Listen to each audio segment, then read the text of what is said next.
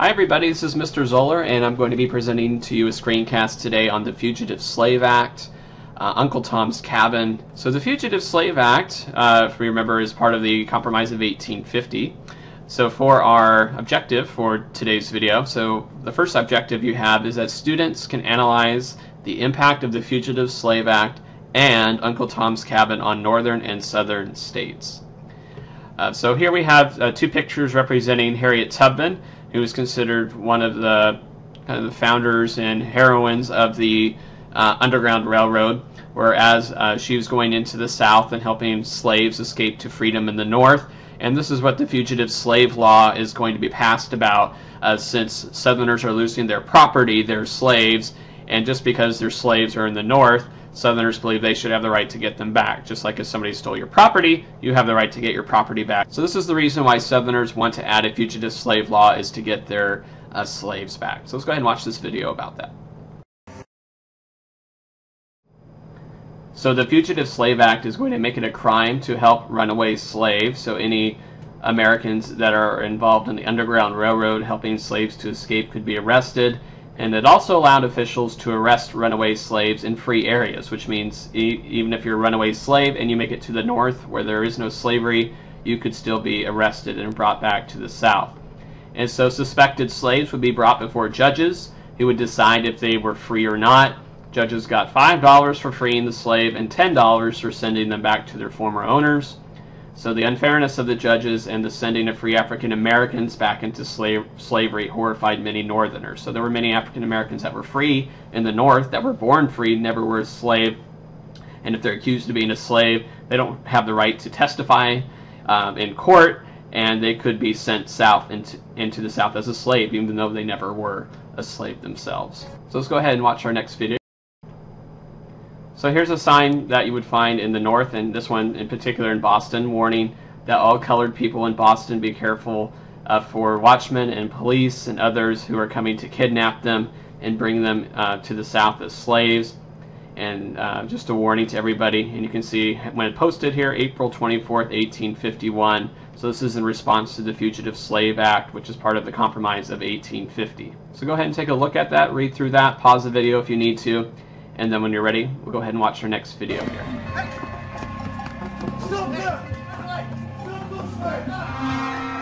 Runaway slaves who reach the North are still not free. The Constitution and the Fugitive Slave Law of 1793 require that runaways caught, even in free states, should be returned. Slave catching in the North, of course, evolves over time. In the early days, there were actually these gangs of slave catchers that roamed the North, especially northern cities and especially areas of black communities, and sometimes kidnapping, sometimes capturing fugitive slaves, and they did this for money. But slave catchers aren't always successful. In the South, they were pitted against individual slaves. In the North, they faced hostile and protective African American and abolitionist communities. Abolition had begun among Quakers in the 1730s, and in the 1800s, other activists joined that movement. This was especially true in Boston. Boston is not a safe place for slave catchers to operate. When slave catchers were in town, there were posters that went up, they were advertised in the newspapers, all kinds of notifications to free blacks. There are slave catchers in town, beware. And almost instantly, blacks and sometimes whites formed as groups to protect fugitives. When a slave catcher is spotted, he is quickly followed and harassed by African Americans and white abolitionists. Announcements ring out from the pulpits of black churches. Many in the black and abolitionist communities moved closer to armed self-defense, including Frederick Douglass, the noted abolitionist and fugitive slave, who proclaimed, "The only way to make the Fugitive Slave Law a dead letter is to make a few dead slave catchers." South Carolinians are confronted by the militant resistance to this law when they try to capture William and Ellen Craft. William and Ellen Craft had escaped from slavery and traveled nearly 1,000 miles from Macon, Georgia to Boston. The light-skinned Ellen passed as white, with her husband William as her slave. When their owners found out they were in Boston, they sent 2 slave catchers, John Knight and Willis Hughes, to bring them back. Knight and Hughes are determined, declaring, "If we have to stay here to all eternity, and if there are not enough men in Massachusetts to take them, we will bring some up from the South." Hughes and Knight tracked the Crafts to the home of Lewis Hayden. Hayden and his wife, both escaped slaves, were known to hide more than a dozen fugitives at a time. Hayden was also known to use any means to protect them, and he has barricaded his house. He places on either side of his front door kegs of explosives, and he stands there with lighted torch, and he says, "You enter this home at your peril." He threatens to explode the house, to kill everybody in the house, including the slave catchers, if the slave catchers attempt to enter. Backup soon arrives. The Vigilance Committee, a group of mainly black Bostonians, rushes to the Hayden's house. The committee's activities were secret, but the group had successfully rescued other fugitive slaves. Together, they discourage the activities of the fugitive slave catchers and drive them out of the city. William and Ellen Craft are spirited away, eventually sailing to England and to freedom. Despite victories like the Crafts, the 1850 Fugitive Slave Act has a devastating effect on the black community. 15,000 black people flee the United States.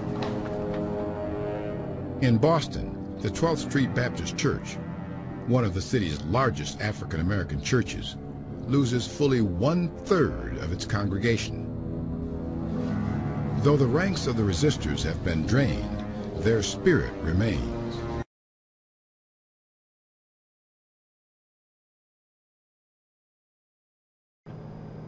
So in response to the Fugitive Slave Act, we're going to have a novel that is that is written by Harriet Beecher Stowe called Uncle Tom's Cabin.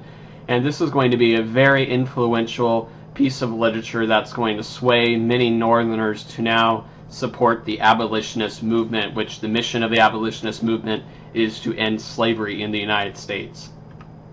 So here's a picture of Harriet Beecher Stowe. So fiction also informed people about the evils of slavery, since many Northerners never have been in the South and they don't know what slavery really looks like. So in Uncle Tom's Cabin, this anti-slavery novel, which is written by Harriet Beecher Stowe here, spoke out powerfully against slavery. The Fugitive Slave Act greatly angered Stowe. She decided to write a book that would educate Northerners about the realities of slavery. Uncle Tom's Cabin was published in 1852. The main character's name is Tom, who is a very kind slave, and Harriet Beecher Stowe uses a lot of imagery of Jesus Christ in her novel, and Tom as sacrificing himself for others, loving others. So she tries to make Tom seem like a Christ-like figure in the book. And so Tom is taken from his wife and sold downriver, which means down the Mississippi in Louisiana. And at the end of the novel, Tom becomes a slave of a cruel slave owner named Simon Legree. And in the end of the book, Legree has Tom beaten to death right before Tom could have been freed. This is a really powerful book, definitely an anti-slavery novel. And within a decade, so within 10 years, more than 2 million copies of Uncle Tom's Cabin had been sold in the United States. And the book's popularity caused one Northerner to remark that Stowe and her book had created 2 millions of abolitionists. And even Abraham Lincoln, when he met with Harriet Beecher Stowe, said, "Oh, this is the woman who's started the Civil War." So she had a great influence on the view of slavery in the United States. Now, in the southern states, Uncle Tom's Cabin was burned. It was banned. You weren't allowed to read it. You weren't allowed to own it. And then many Southern writers decided that we needed to write our own novels about slavery so that Northerners can see our view of what slavery is like. And in their novels, they write about slaves that were happy and content, and that their owners were very merciful and kind and loving over them, and in contrast to Harriet Beecher Stowe's book of Uncle Tom's Cabin. So So here is a poster representing Uncle Tom's Cabin for sale. So if you just look at that, you can see different languages listed down below. And then here's a picture showing a child being taken from her mother, which is one of the more horrific parts of slavery, when families are separated from one another. And then here's our responses from Southerners. We have Aunt Phyllis's cabin, Southern life as it is. And you can see this slave who's dressed really nice, and this kind master and his wife looking down upon him. And then these slaves are dancing and happy and joyful. Everything looks great. And then we have the cabin and parlor, or slaves and masters, and talk about how loving the masters are. So these are all responses of the Southerners to Uncle Tom's Cabin. So I want you to go ahead and answer these questions for numbers 1 through 7. And when you're done, I'll have a next video ready for you on the Kansas-Nebraska Act. All right, go ahead and pause the video and answer questions number 1 to 7 about the Fugitive Slave Act and Uncle Tom's Cabin. And this is Mr. Zoeller saying have a great day. See you later. Bye-bye.